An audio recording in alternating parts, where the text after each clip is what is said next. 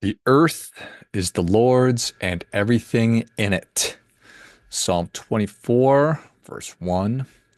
He changes times and seasons. He deposes kings and raises up others. Daniel, book 2, verse 21. What do those even mean? How do they apply to your life, if they even do? That's what we'll explore today. Welcome to the Sunday service.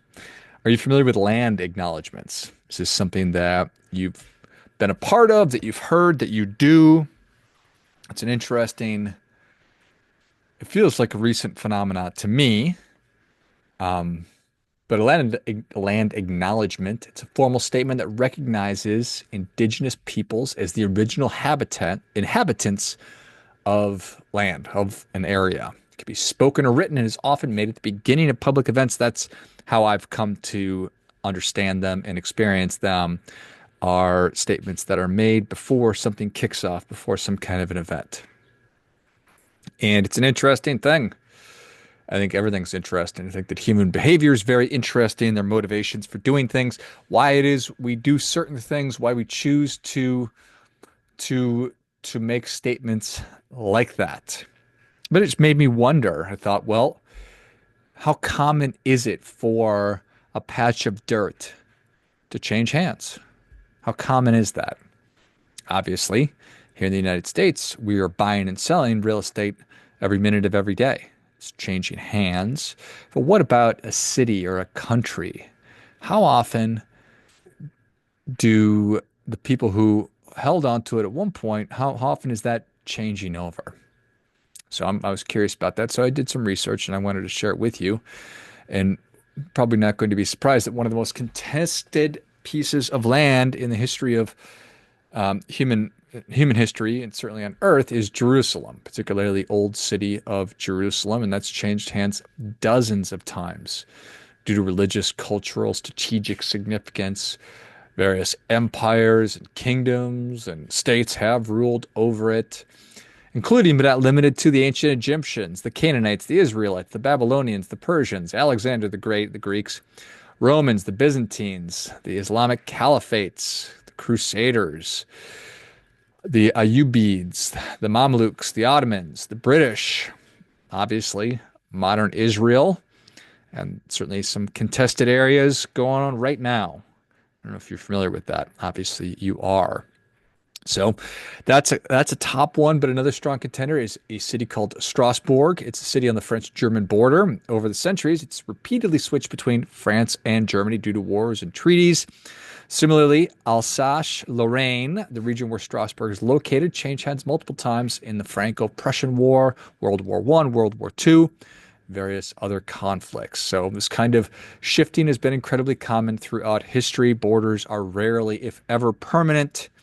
Regions that are strategically valuable due to trade routes, resources, mineral rights, religious significance, people want them. And so they change hands. Sometimes uh, non-violently, sometimes through extreme violence. But there are certainly patterns that you can find and look for across the world. There's always borderlines and buffer zones. These are regions that have historically been caught between powerful empires. Um, Something called the Flanders. It's a hotspot that was in medieval European wars, Napoleonic conflicts, and both world wars. I mentioned the Alsace-Lorraine, switch between France and Germany. But in Kashmir, it's a region of ongoing disputes and multiple wars between India, Pakistan, and China. There's trade hubs and ports, which are cities with access to important trade routes, change hands all the time. Constantinople, which is now Istanbul in Turkey, has been controlled by the Romans, the Byzantines, the Crusaders, and the Ottomans. Malacca, also known as Malaysia, was taken by the Portuguese, Dutch, British, and Japanese at different points. Hong Kong and Macau. I don't know if you're real aware of this one, but that's certainly a hot point, controlled by European powers, Britain and Portugal, before going back to China. And obviously, Taiwan currently is very contentious. And there's religious and cultural centers that I already talked about, like Jerusalem and Mecca and Medina. They've been subject to various Muslim dynasties, including the Ottomans and the Saudis. Rome has been conquered by various factions over time, the Visigoths, the Byzantines, later Italian states, colonial conquests and revolts, tons of different territories and independence movements. The Caribbeans, many islands like St. Kitts and Nevis, switched between the British, French, Dutch, and Spanish. India was ruled by the Mughals, various European powers, British, French, Portuguese, later regaining its own independence. Africa itself, borders have been drawn and redrawn multiple times.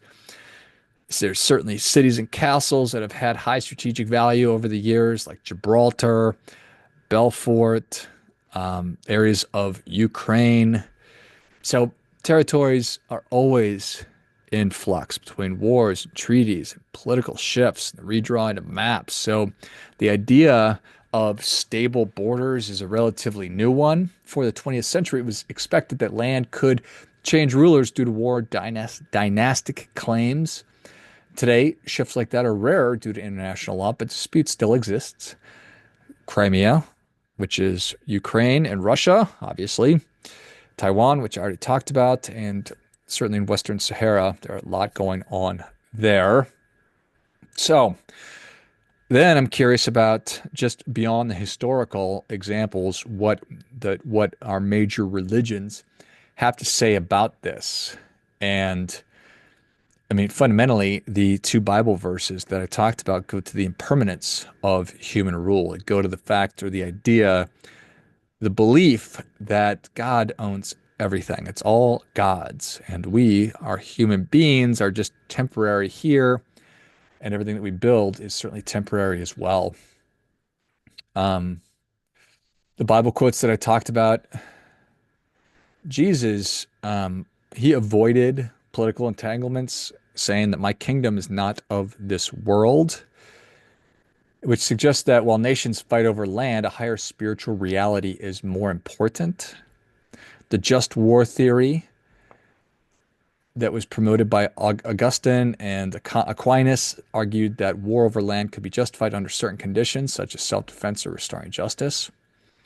Islam talks about stewardship of the earth and that land ultimately belongs to God and humans are just caretakers of it. From the Quran, saying that to Allah belongs the dominion of the heavens and the earth.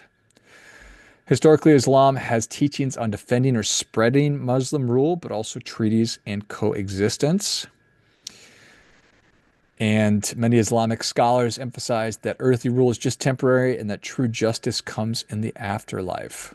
Judaism believes in the idea of the promised land and hold that God gave the land of Israel to the Jewish people, but also that exile and foreign rule have been a major part of Jewish history. Hebrew Bible contains many warnings that land and power are not permanent if justice and righteousness are not maintained. Land must not be sold permanently because the land is mine and you reside in my land as foreigners and strangers, from Leviticus. Jewish prophets often criticize kings for unjust wars, emphasizing ethical behavior over territorial gains. In Hinduism, they talk about karma and cycles of rule, teaching that history moves in cycles where empires rise and fall due to karma, which is the consequences of our actions. The Bhagavad Gita on war and duty talks about and acknowledges that war over land sometimes happen, but emphasizes that dharma, or duty over conquest, for selfish reasons. So, back to justice. Krishna tells Arjuna, the wise see that there is nothing eternal in the material world. They take a stance of non-attachment to land, teaching that while people may fight over land, spiritual liberation, also known as moksha, is more important than earthly kingdoms. Buddhism puts a premium on impermanence and detachment, teaching that all things, including kingdoms and borders and land, are temporary. Buddha warned against attachments to material things, including certainly land. And while some Buddhist societies have engaged in war, core Buddhist teachings discourage fighting over land, saying that victory breeds hatred. The defeated live in pain. Happily, the peaceful live, giving up victory and defeat. So, Taoism, The Tao, which is the way, is beyond borders, teaching that human struggles over land are misguided because they go against the natural flow of the universe. So I think that that's all very, very interesting and instructive. Certainly, there have been a lot of philosophers over the course of history that have weighed in on this as well. Heraclitus tells us that everything flows, believing that change is fundamental to the nature of the universe. He is the gentleman who said that no man steps in the same river twice, as he is a different man and it is a different river. So, just suggesting that everything is always shifting and nothing is permanent.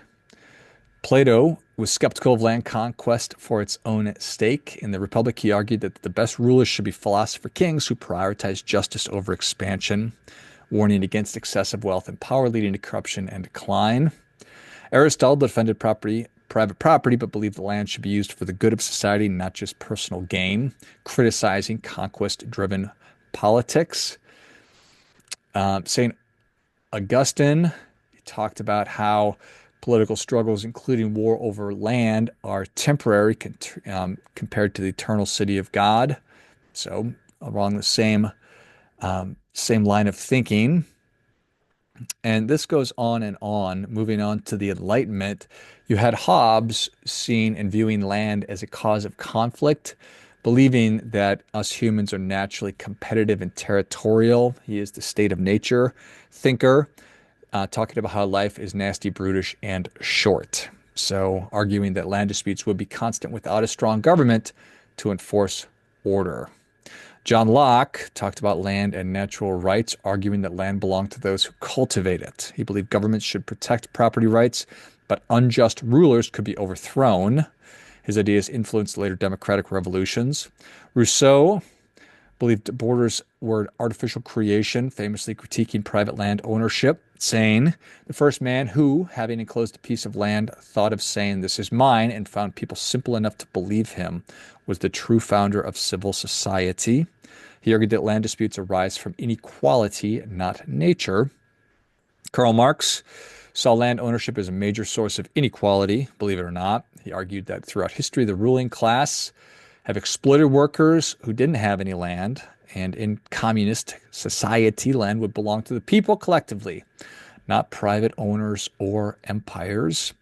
Nietzsche, in The Will to Power, saw political and territorial struggles as natural expressions of the will to power or the drive to dominate and assert control. He viewed moral arguments about land ownership as being disguises for raw power struggle. Weil, recently, Simone Weil, The Tragedy of Rootlessness. Weil explored how wars and conquests uproot people from their homelands, creating suffering and alienation. She argued that modern political systems should focus on giving people a deep sense of belonging rather than just controlling territory. So, many of these thinkers saw territorial control as temporary. Many of them saw conflict over land as natural. Many thought of the idea of property being questionable, and still many thought that justice matters more than territory. So, what would they say today about a land acknowledgement?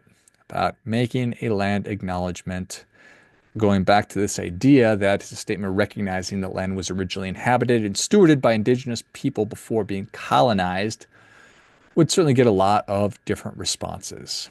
So, Rousseau would probably think that the concept of land ownership and that the land acknowledgments highlight the original injustice that colonizers or settlers took land by force and imposed ownership structures that were not natural.